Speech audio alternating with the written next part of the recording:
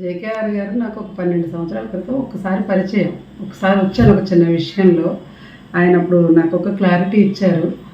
తర్వాత రీసెంట్గా ఒక 6 నెలల క్రితం ఆయన 21 డేస్ ప్రోగ్రామ్ ఒకటి పెట్టారు.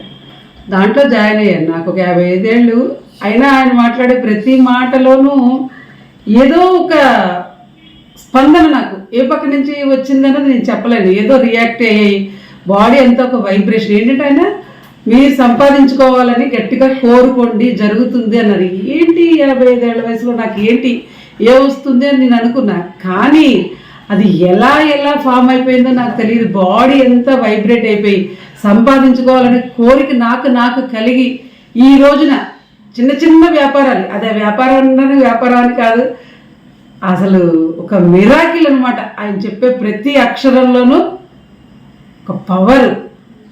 ఇంకా దాన్ని ఏ విధంగా చెప్పాలో నాకు తెలియదు. ఈ రోజున పరిగెట్టుకుంటూ ఆయన కావాలి, ఆయన చూడాలని తాపత్రయంతో నేను ఇక్కడ ఇంత దూరం వచ్చానంటే కారణం ఆ ఒక్క చిన్న మాట, మనీని ప్రేమించమని, తర్వాత మీ యొక్క బాడీని ఇష్టపడండి అన్నాడు మెయిన్. నేను లవ్ యువర్ బాడీకి లవ్ యూ చెప్పుకోమని, తర్వాత క్షమాప్రార్థన చాలా ఎక్కువ. ఏంటంటే ఆయన చెప్పే ప్రతి మాటలో క్షమాప్రార్థన అనేది చాలా చాలా చాలా ఇంపార్టెంట్. ఆ యూనివర్స్ని మనం ఏం కోరుకుంటారో ఆ నెగిటివ్ థాట్స్ తీసేయమనడం మెయిన్. నేను అదే విధంగా ఉన్నానండి. ఈరోజు స్టిల్ నౌ ప్రతిదీ ఎంత ఉపద్రవం వస్తుంది, నిజంగా సునామీ వస్తుందన్నా కూడా అది వెళ్ళిపోతుందంటే నిజంగా అలాగే వెళ్ళిపోయిన రోజులే ఉన్నాయి. ఈరోజు నేను ఫుల్ హ్యాపీ, ప్రశాంతంగా ఉంది నా లైఫ్.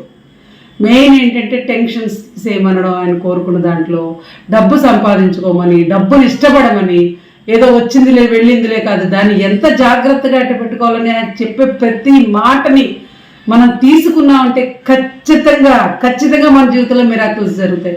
దానికి నేనే ఉదాహరణ అండి. ఐఎమ్ 55 years old, కానీ ఈరోజు నేను ఇంత హ్యాపీగా ఉన్నానంటే కేవలం జేకేఆర్ గారు లేకపోతే దేవి లేదు, అంతే. నమస్తే అండి.